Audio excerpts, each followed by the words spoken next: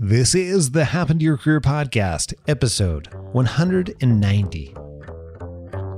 So I went to school for civil engineering. During college, I did a co-op program. So I would work for a semester, go back to school for a semester, back to work. And through that, I realized that there's a lot of parts of engineering that I liked, but it didn't really touch on all of me.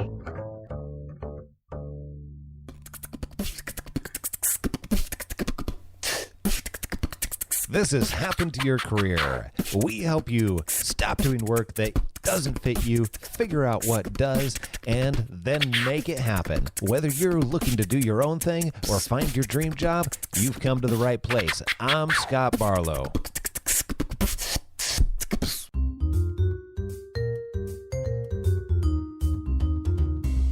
Fear was stopping me from making that career change. I was paralyzed into my situation. Meet Caesar. He was getting frustrated trying to figure out the right career on his own. The fact that I was applying to a whole bunch of job boards and getting no responses was very frustrating to me. Take a listen for Caesar's story later on in the episode to learn how he finally figured out what fits him. I transitioned into another career completely different to what I did in an industry that I'm passionate about.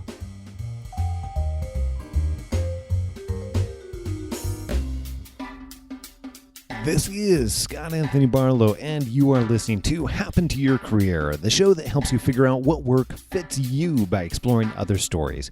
Now, we get to bring on all kinds of experts like Michael Port, who starred on Sex and the City and other shows that you'd recognize, but now helps people communicate their message through public speaking and ultimately steal the show. Or we bring on people that have pretty amazing stories like Sarah Hawkins, who was able to make a huge transition to get to work she loves. These are people that are just like you. They've gone from where they are to what they really want to be doing. And today we get to talk to somebody who I'm really excited about because he allowed us to be able to help him along in the process. So I just have started a new role where I oversee the offerings that our company puts together for how we sell our product to the clients and how the team delivers that. And kind of as part of the offerings that I'm putting together, big focus on training. So I have a couple of training developers under me that are putting e-learnings, training guides, training our consultants. So I get to kind of run that portion of the business. That is super cool. That is a ton of, I've had hands in all around that type of stuff before. That can be a lot of fun. Mm-hmm. Yeah, I'm very excited about it. But you haven't always been doing that, as it turns out. And this is much more of a recent change, right? So there's quite a few things, as I understand it, talking with Lisa, and she shared a little bit of your story. By the way, you worked with Lisa Lewis. And for those of you that don't know Lisa, you can go back to happentoyourcareer.com/147 and take a listen to Lisa's story.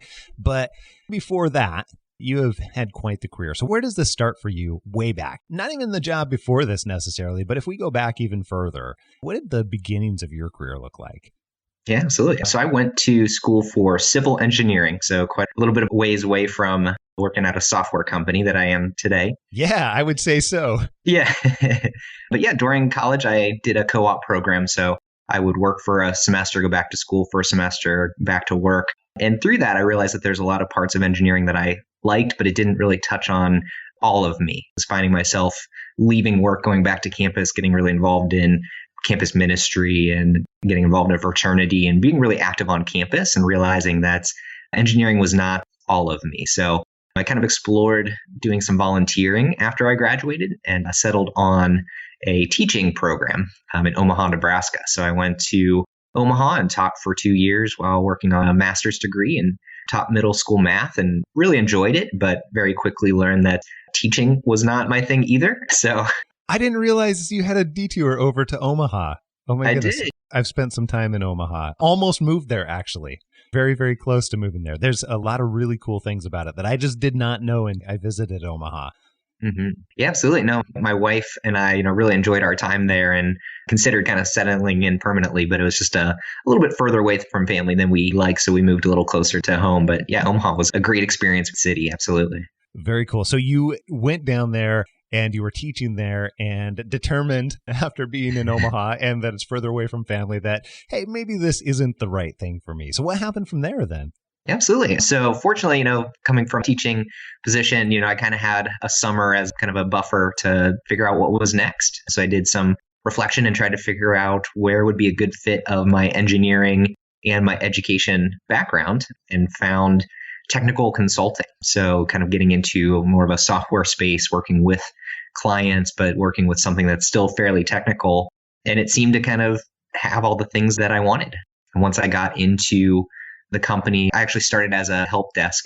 Not a lot of places were seeming to be willing to put me in a consulting role coming out of teaching and education following engineering background. So I started out at help desk, learned the software, did really well, kind of showed the abilities that I did have, and was able to move over to a consulting position and then eventually move up into managing a team of consultants.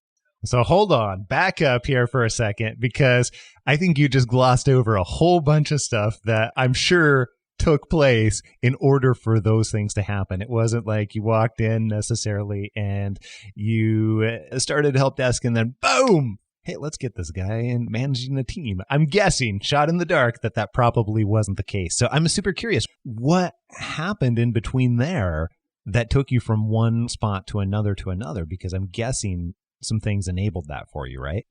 Mm-hmm. Yeah, absolutely. I think in part coming into the help desk position, I didn't want to be a support analyst for my career. I knew that getting into a more client-facing role was something that I was striving for. So the way that played out is really I was just always eager to learn. I was on a portion of the software that focused on our multifamily division, but always looking at, well, how does the report writer work and how does the financial portion work? And let me look at the development piece for, people that are building up new buildings and things like that. So just kind of a constant hunger going above and beyond what was expected. I think that really helped me kind of give a resume, so to speak, to the consulting team that I wasn't just going to come in and do the status quo, that I wanted to keep pushing it. So that definitely was helpful in making the transition from the help desk to consulting. Interesting. And I'm curious, going from teaching into making that initial move, was that a difficult decision for you, or was that something that's was very obvious that you needed to do it and move forward? And I'm partially curious because right now we're in the middle of the summer and we get so many teachers that now find the podcast and other things like that because they're in summer, they've got time to think and reflect and everything else along those lines. And honestly, a lot of teachers don't make the move, even though they feel like they should. So what was that like for you? Was that difficult? Why did you decide to do that in the first place? What tipped you over the edge? Yeah, absolutely. I think during the teaching program that I was a part of, it became very apparent that I love kids.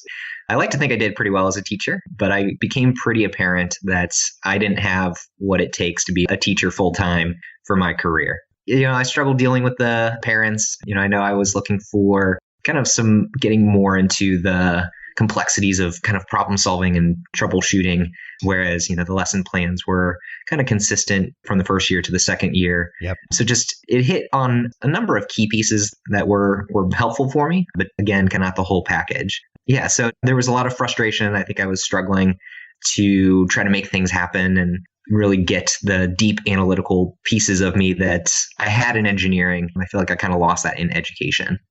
Interesting. That totally makes sense to me, especially Lisa has shared bits about your story with me. You strike me as the type of guy who can really sink your teeth into difficult or complex problems. Is that fair to say? Oh, yeah, absolutely. I love the details. Yeah.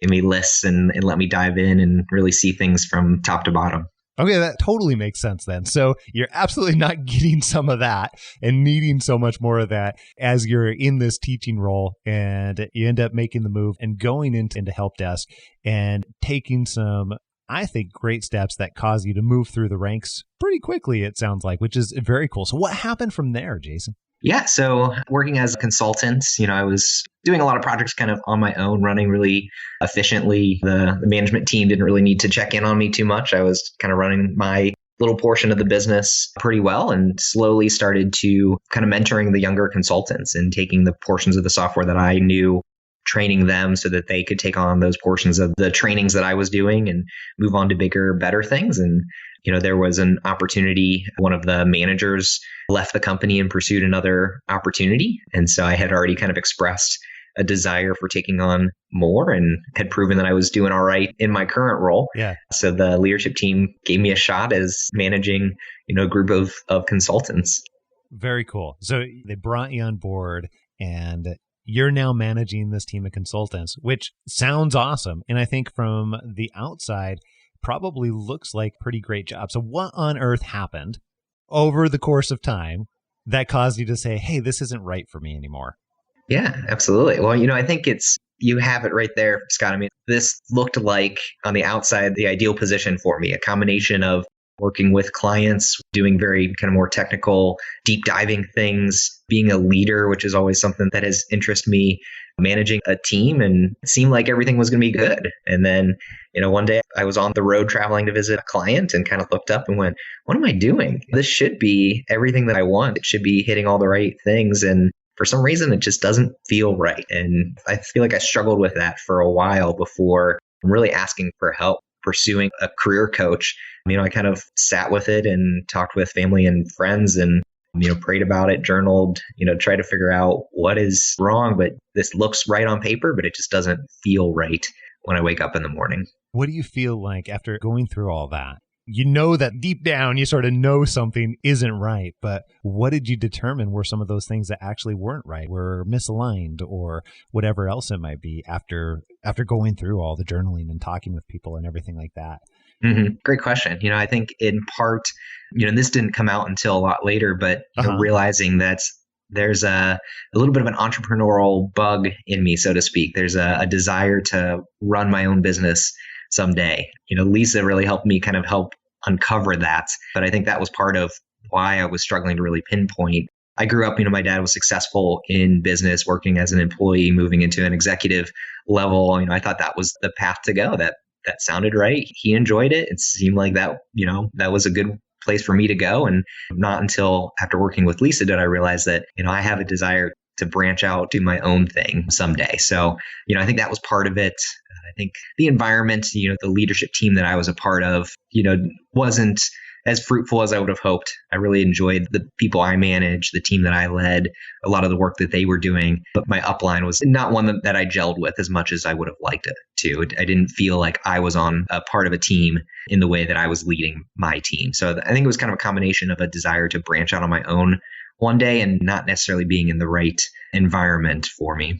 Interesting. I mean, that makes a ton of sense too, because let's be honest, the boss or leaders or the folks that you're working with in that capacity, if you are, you said gelling, but whether it's you feel supported and whatever that looks like, if that's not lining up, then that's one of the biggest things. If you go to tons of research, that has a huge impact on your level of happiness within your role, right?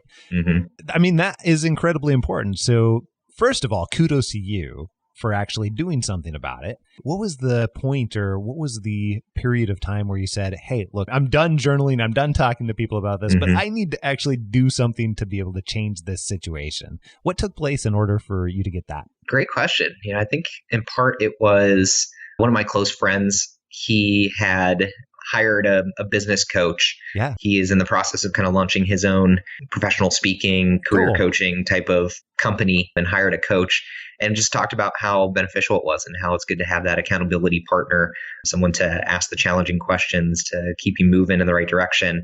So I think it was partly that, and it was partly, my wife and some of my closer friends kind of getting tired of me asking the same questions and talking through the same things that I realized, all right, I better go get some professional help instead of just kind of complaining and brainstorming with my wife. Okay, so part of it was you seeing other people, and then part of it was your wife giving you the boot saying, hey, stop complaining and start doing something about this. Exactly. I love you, but we got to stop talking about this. That cracks me up. Totally understand that. Been there, in fact. Alyssa will tell you that, yeah, we've had more than one conversation. Oh, my goodness. So that is interesting because I didn't know that part of the story at all. But that makes complete sense, knowing some of the other pieces. So as you started embarking on this journey, then what did you go through to get to the point? Because now you've made this shift in roles, right? Mm-hmm. And I would say that's not the easiest thing in the world to do. And I would say that there's two things going on here, if I understand correctly. One is that you've made a shift to a role that is much better in alignment for now, but also you still have this desire to do something on your own and build something on the side as well. Am I perceiving that right? Absolutely. Yeah, no, this is a great role for me currently, but it's allowing me to develop some of the skills that I will need to branch out on my own. I know that this is kind of a shorter term gig, so to speak, knowing that I will be moving on to something on my own, but it's a good gig to have along the way. To be honest, Jason, that's part of the reason why I was interested in talking to you, because I think that that is real world for how some of these things happen. And I think many of us were just like, how do I get to the point where I have $4 million and like I'm spending 100% of my days just like doing whatever the heck it is that I want to do? But what I think most people don't realize and are unwilling to do is the things that happen in between there. And at the same time, for whatever happens in between there, I always look at that's an opportunity to still be able to enjoy yourself or intentionally put yourself in a situation where you get to continue to grow. And I so very much respect what you are doing and how you're thinking about it that way, because, well, quite frankly, very few people do that. So again, that's awesome. But help me understand like what led up to this, because I know you and Lisa had been working on this for a while. So take me through like what happened along the way. What was hard? What was easier about this whole change here? Yeah, I think it was a little bit of a roller coaster working with, there was ebbs and flows, you know. Yeah. I know she kind of identified pretty early, you know, I'm hearing a little bit of an entrepreneurial bug in there. Can you tell me about that? What's the deal, Jason? Yeah. And I immediately dismissed it. No, that's not for me. That's other people. So we looked at roles that I've had and talked about moving from more of a project management into managing product. So building the software instead of just implementing it. And so kind of went down that route, did some research, networked, applied for some jobs, talked to a bunch of people. And at one point, you know, I think my homework was to connect with, you know, a certain number of people in product management. And, you know, I talked to the first couple and kind of stopped and went, this still isn't right. This feels just kind of like my current job, just, you know, different company, a slightly different role, still not what I'm looking for. And Lisa and I had to kind of backpedal a little bit and go back to the focusing questions. And, well, what do you want when you think, you know, 20, 30 years down the road, what do you want your life to look like? And let's break it down backwards from there. And I think it was through that, taking a second step back and looking at, you know, in 30 years, I would love to have the $4 million and be able to, you know, work whenever I want and do whatever I want. But, you know, how do I start taking steps towards that? So we kind of went down the route of just looking for a different type of job and a different company and, you know, different environment, and having to backpedal and say, nope, that still doesn't feel right. I was burned out. You know, I realized that I was actually following the wrong things, the wrong intentions. I wanted out. Caesar was transitioning from the law industry to a completely different field. When I realized that I wanted to change and I tried to do the process myself, you know, the fact that I was applying through a whole bunch of job boards and getting no responses was very frustrating to me. To get that one interview, I blew it because I wasn't prepared. He turned to HTYC's Career Change Bootcamp to get over the frustration and take the right first step. It helped me first and foremost to get over my mental barriers. It helped me confirm my strengths that I may have known before, but it was great to just come to that assurance that these are my strengths and I need to continue a path where I can utilize my strengths to the full potential. Caesar took the things he learned out of the boot camp to take action and be noticed for what he was great at. It helped me thinking of ideas that I can do to be able to establish and enhance those relationships and stand out. Congratulations to Caesar on finding work that he loves. If you also want to find that fulfilling career that lights you up and gives you purpose, find out how Career Change Bootcamp can help you do this step by step to not just understand what it is, but also actually make the transition. All you have to do is go to Happen to Your Career. There is a process, and Scott has the career change experience, and he's going to give you a lot of great insights on how that works. So what was that like being in that, where you're going sort of steps forward and then you're essentially testing out, is this right for me? And then, as you called it, kind of backpedaling and coming back and then getting those learnings. What was hard about that, or what was the most difficult piece of that?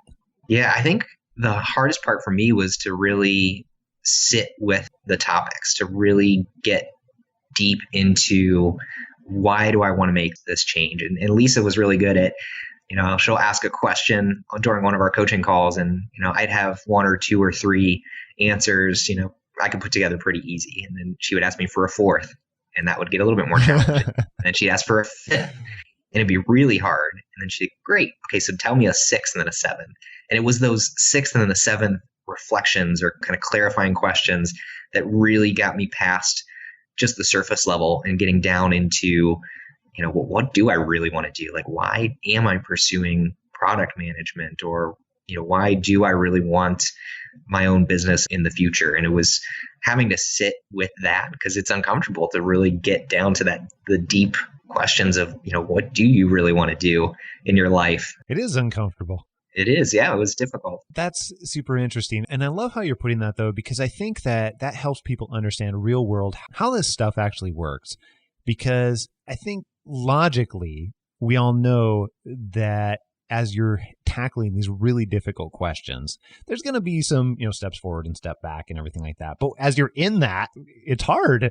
But that's how it actually works. Like, you go out, you sort of have this hypothesis based on what you know about yourself, like you're describing, and then you go out and test it, like you did with, hey, I'm going to go talk to some of these people with project management. And then in your case, you realized, this ain't the thing at all. Right. And you come back, and I think it does feel like you're almost taking a step backwards. And in reality, you're not. I mean, that's what allows you to then be able to move forward in a different area or begin to get closer to the answer. But I think that so many people get derailed because it does feel like, oh my goodness, I'm taking these steps backwards. So what caused you to keep going, or what caused you not to be discouraged ultimately throughout that process? Or did Lisa just have to grab you by the nose and drag you through? There's a little kind of kick in the butt that she did, absolutely. But I think one thing that Lisa helped me realize is that following my gut or my intuition is something that has really helped me out. I think it was in part intuition that brought me to coaching. There were a lot of other instances in personal life, right? Relationships with my wife and my family, that following my gut instead of my head really paid off. And, being kind of an engineer by default, I tend to be very analytical. I don't like to follow my gut. So it was a little bit of a kind of a kick in the pants from Lisa, but also her helping me understand that, what is your gut really saying when you listen to where your heart is pulling you? Put your head out of it for a minute and let's really sit with it. That's super interesting. To be quite honest, that is the reason we didn't move to Omaha, Nebraska. We had an opportunity to be able to move over there with the company I was with at the time.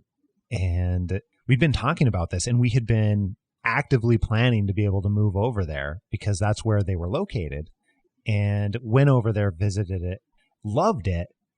But then one day we were talking to each other in the kitchen and realized that we were kind of ignoring that gut feeling.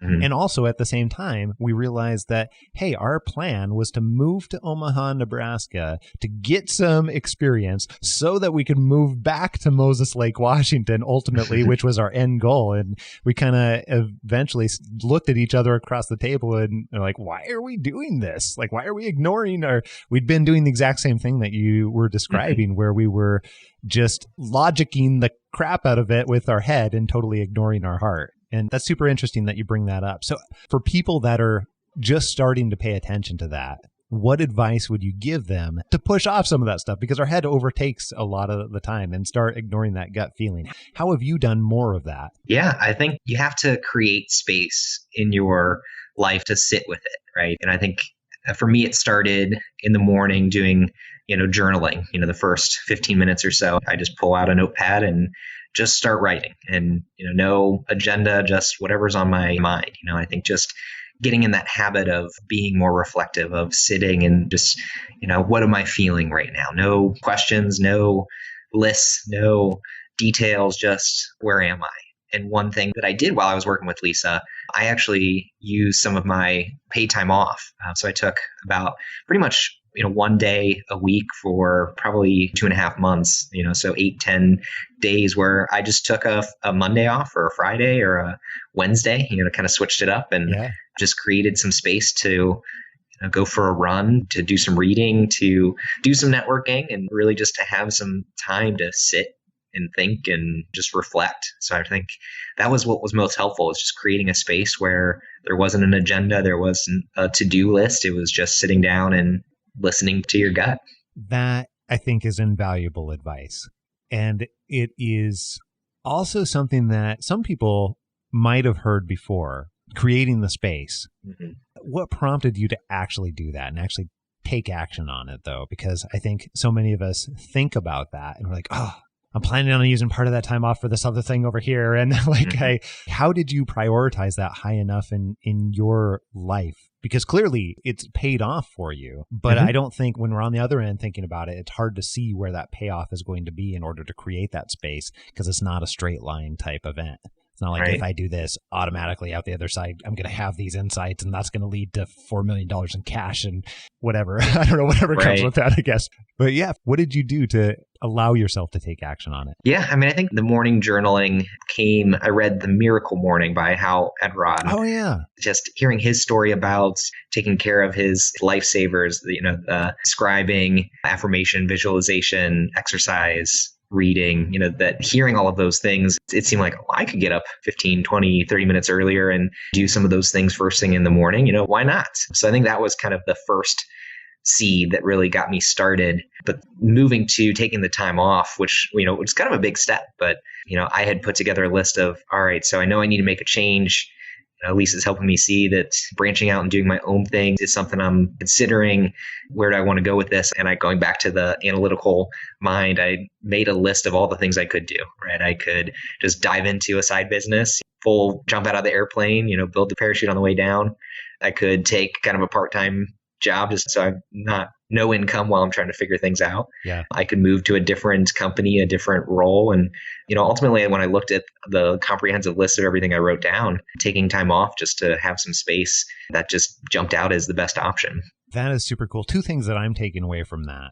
One is it's those smaller changes earlier on that enable you to move down the path to get to the bigger changes. It was the journaling in this case that allowed you to start to see some of the benefits of that time and space and reflectivity, and then being able to put multiple options in front of yourself to be able to choose and decide what is actually going to be the best fit for me and my life situation. It sounds like that enabled you to look at it holistically and evaluate it in a completely different way versus being in the perpetual, oh no, gosh, what should I do? Well, I could just go ahead and quit my job. But then, I'm scared for all of these different reasons, and I don't know if that's the right thing to do. But looking at it with many different options allows you to evaluate in a different way, I think, and ultimately get to a better decision, in my opinion, at least. Is that what you experienced too, or? Yeah, absolutely. I think kind of you touched on starting small, just what's something I can do. I can get up a little bit earlier and journal for 5 minutes, and then 5 minutes becomes 10, and 10 becomes 15, and 15 becomes started exploring a career coach, and career coach, leads to writing down all the list of everything, and have a bad habit of hearing people, oh yeah, you got to create this space and take all this time off, and trying to jump right to that. But, breaking it down and doing just one thing. What's something you can do for 5 minutes every day that moves you one step closer, and just start there, and you'll be surprised at how it builds on itself. I love that. Absolutely love that. So for somebody who is they're on the other side of this, they're just now starting to have some of those same feelings that you did, where they're recognizing that something is wrong and not totally even sure necessarily what it is yet, but they're starting to stop ignoring that gut feeling anymore. What would you advise them to do after having just gone through this just in the last, 6 months, 8 months? Yeah, I started working with Lisa in, I guess, January. And so here we are, July. So yeah, just in 6 months. Wow. That's super cool. So what advice would you have for those people that are on the other side, just getting started in this? Great question. I think if you can just take some time, if you have some time this weekend, just to sit and reflect and ask yourself, why does it not feel right? And what am I committed to doing about it? Right. So if, for me, it was journaling that kind of helped get things moving. But, maybe it's for someone else, it might be, I physically don't feel great and I need to start exercising, right? Like that looks different for every person. But if I could challenge you, I would say sometime, whatever that means, 15 minutes, half an hour this weekend, to sit down and think about, if I could just change one place, where would I start? I love that. If I could just change one place, where do I start? And that is how it happens for every single person. For myself and Alyssa, quite frankly, it was kind of the same thing. 8-10 years ago, whatever it's been now, like we were in a ton of debt. And that was a huge, huge issue for us. It's causing us to fight all the time and all kinds of other bad stuff. Bad stuff happened because of debt. So we wanted to get rid of that. And for us, it was just this tiny, tiny start of actually doing something to begin paying it off slowly. And that led to all kinds of other just crazy life changes down the road. But it starts with one thing. It starts with journaling. It starts with asking that question. It starts with whatever it might be. So I think that is super, super sage advice. I so very much appreciate you taking the time and coming on the show. And, before we leave, I've just got one or two more questions for you here, but I really appreciate this. This has been awesome. As you've thought about this in making this change, what parts of it were unexpected for you, especially more recently in the last 3 months or so? What parts of it just you weren't thinking about or just were completely unexpected? So ultimately, the role that I'm in now is a little bit of my own creation. So there had been someone that managed the offerings before me. There was individuals that worked on the training development, but they weren't one single team. Yeah. And not working together in kind of the way that I'm trying to get us to work together. So that was trying to create a position out of nowhere. And I was just surprised at, how easy it was once I suggested it, that, the leadership team was like, yeah, that makes perfect sense. I thought I was going to have to put together this big business case and put together, PowerPoints and pull financial statements and do this big elaborate thing. And it was simple as, hey, I think that there's some synergy here. And, I think it hits my skill set really well. And, I'd like to talk more about it. And they're like, yeah, let's do it. Let's make it happen. That is super cool. And I'm curious, what do you think was in place at that point already so that when you were suggesting it, it was well received and led down the path to actually creating something new, creating a brand new position for you? Because not every situation is going to flow like that. But I suspect behind the scenes, after seeing this lots of times, that you probably already created some of the time in place. So what do you think some of those things were? Yeah, I think I had started being pretty transparent with my leadership team that I was working with a career coach, that I realized that this wasn't exactly the right fit for me. I wasn't sure where I wanted to go, but that I was pursuing, other opportunities. And, I would keep, the team informed of what was going on. And while I'm here, I'm fully committed to my current job. And so I think just being open and honest and coming from a place of value of, I still want the team to be successful. I just know that I'm not going to be my best version if I stay in this role. So I think laying some of that groundwork, right? Following the gut and having those scary conversations, but because I, felt that it was right, that made the sale at the end a lot easier because I had been open and honest and tried to come from a place of value. Interesting. I didn't realize that was part of it, to be honest with you. So I've done a lot of that same thing, but I also know that probably as people are listening to you talk about that and talk about how you shared some of that stuff very openly with them, that probably scares the crap out of them. And it scared the crap out of, it sounds like you too, and me too, to have some of those conversations. But I've also found that when you do things other people wouldn't do, and you put yourself out there like that, earn the opportunity to be able to develop trust other people wouldn't have. But then at the same time, you end up getting results many times that other people wouldn't get, which is crazy. So what then took place in between there? Was it just you decided, hey, look, I see this opportunity. I'm going to go and I'm going to talk to them about it? Or was there more to the story than that? How did it transpire? No, I mean, it all just kind of fell in place.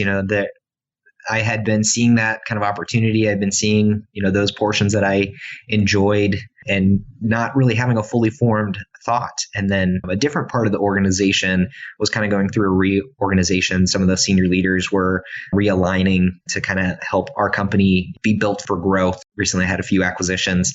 And, I was in my manager's office when he told me about the reorganization, and just like a light bulb went off, like, hey, everything I've been kind of marinating on or been thinking of, this would be a perfect time to pitch it. And so I just kind of on a whim just said, hey, this is something I've been thinking about. I think it works well with the reorganization that's happening. What are your thoughts? And he's like, sounds great. Let's talk to the vice president. Let's get his insight. And he was even more excited than my boss. So it had been marinating for a while. It had been something I've been thinking about, but it just came up, and, I'd been practicing following my gut. So I just put it out there.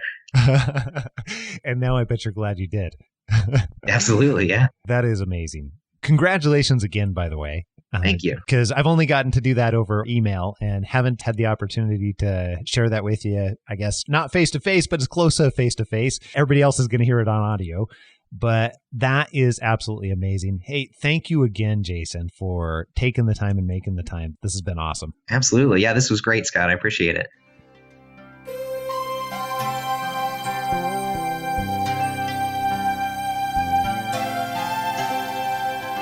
Hey, thanks so much for listening to the Happen to Your Career podcast.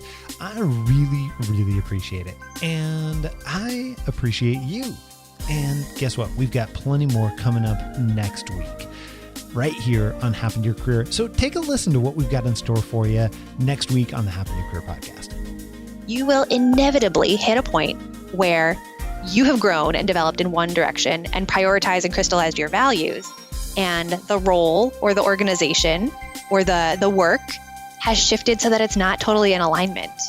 Being able to interpret that not as something to be guilty for, but something to almost be grateful for and thankful that you have been growing and learning and becoming this bigger version of yourself. That's right. All that and plenty more next week. It's here on Happen to Your Career.